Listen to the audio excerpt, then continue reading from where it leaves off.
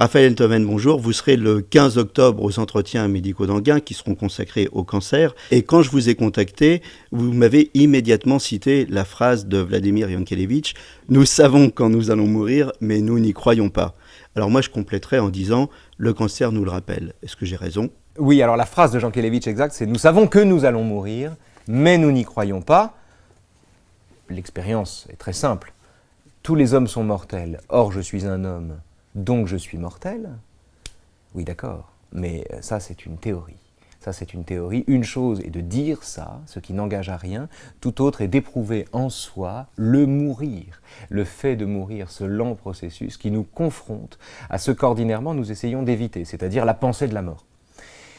La phrase de Yankelevitch lui vient d'une nouvelle de Tolstoï, La mort d'Ivan Ilitch. Ivan Ilitch est un type qui, au milieu de sa famille et de ses amis, découvre qu'il a une maladie très grave, manifestement un cancer.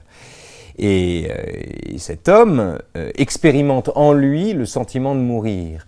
Et ce sentiment-là n'est pas du tout tempéré ou est à peine compensé par la sollicitude des gens qui l'entourent. Parce qu'au fond, quand quelqu'un meurt au milieu d'une foule, les individus qui appartiennent à cette foule lui témoignent un peu d'attention avant, comme dit Céline, de se refaire un bon petit égoïsme. Et c'est ce qui arrive à Ivan Ilitch. Il se retrouve absolument seul face à cela. Et en fait, c'est une solitude au carré, parce que tout homme qui doit mourir est seul face à cette expérience qu'il est, d'une certaine manière, le premier à faire, puisque c'est la première fois qu'il l'a fait. Donc la mort est toujours jeune, ajoute Yankelevitch. Donc tout homme qui doit mourir est seul face à la mort.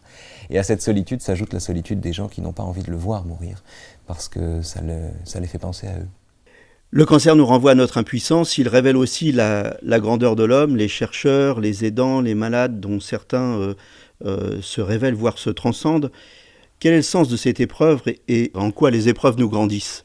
Alors, je suis mal placé pour vous donner le sens d'une épreuve que je n'ai pas encore faite.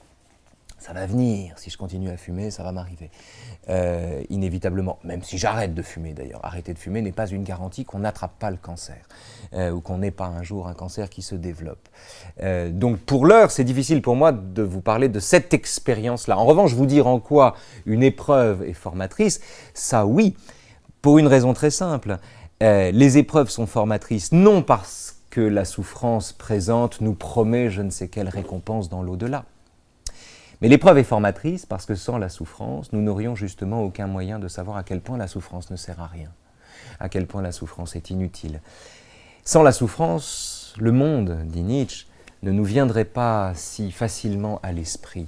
Nous n'aurions pas accès à tant de réel. La souffrance est aussi l'indice que nous sommes perméables au monde, perméables au réel. Et celui qui le dit, Nietzsche, celui qui enseigne ça, a souffert toute sa vie. Et comme par hasard, c'est le théoricien de ce qu'il appelle la grande santé. La grande santé, ça ne veut pas dire le fait de ne pas souffrir. Ça veut dire le fait de ne pas souffrir de sa souffrance, de trouver sa souffrance plus intéressante encore que douloureuse, être capable de convertir en moyen de connaissance ce qui, au départ, relève d'un supplice. Donc oui, l'épreuve est formatrice. L'épreuve est formatrice puisque, en un sens, elle nous dépouille de nous-mêmes. Elle dépouille paradoxalement un individu du souci de lui-même pour le tourner vers autre chose que lui-même, vers ce qui a plus d'importance que lui-même. Donc il y a un double effet de la souffrance. Le premier, c'est la peur, et le second, c'est l'ouverture vers ce qui compte plus que soi, puisqu'on a pris conscience de la petitesse et de la ténuité de nos existences. Dans le combat contre la maladie, même si on est entouré par les siens et épaulé par les équipes médicales, au bout du compte, on est tout seul. Est-ce que ce n'est pas cette solitude finalement qui nous fait encore plus peur que le cancer lui-même ? La solitude est insupportable. Elle est insupportable parce que, au départ, il y a deux façons d'envisager la solitude. Une façon erronée qui consiste à vivre la solitude comme une déchirure, qui est une modalité judéo-chrétienne du rapport à la solitude. Si je suis seul, c'est qu'il me manque quelqu'un. Bon, pourquoi ? Pourquoi être seul, c'est être la moitié de soi-même ? Je ne sais pas, c'est un vieux mythe occidental qui remonte à Platon. Mais bon, ça c'est le premier problème. D'autres ont cru bon d'envisager la solitude sur le mode de la plénitude et de l'affirmation de soi. Si je suis seul, c'est une solitude résolue, c'est une solitude décidée, c'est une solitude définitive, c'est une solitude à laquelle j'adhère et que je ne subis pas. Mais en réalité, l'un comme l'autre sont confrontés au fait qu'on ne peut pas ne pas être seul. Et ce que le cancer nous rappelle, ce que la maladie nous rappelle, ce que le fait d'avoir à mourir nous rappelle, c'est que nous naissons, nous vivons et nous mourrons seuls. et qu'on n'est jamais si seul qu'au milieu des autres. On est d'ailleurs plus seul au milieu des autres que tout seul, puisque bien souvent, quand on est tout seul, on reçoit la visite de ses souvenirs, de ses pensées, de ses fantômes, de ses envies ou de ses rêves. Quand on est au milieu des autres, ce genre de visitation est interrompu par tous ces gens qui viennent vous parler en croyant rompre votre solitude. Il y a cette phrase de Guitry que j'aime beaucoup, qui est très juste. Il s'indigne en disant « Mais combien de gens augmentent votre solitude en venant la troubler ?»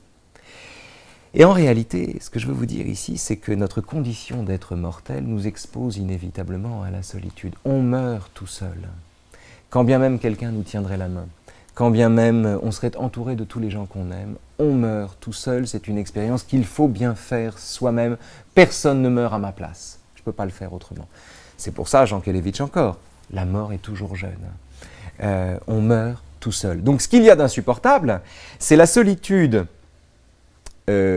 technique, existentielle, quotidienne, qui vient redoubler cette solitude fondamentale. En réalité, ce que la solitude, quand on est malade, peut avoir d'odieux, vient aussi du fait qu'elle témoigne d'une solitude encore plus profonde que le malade éprouve de façon privilégiée.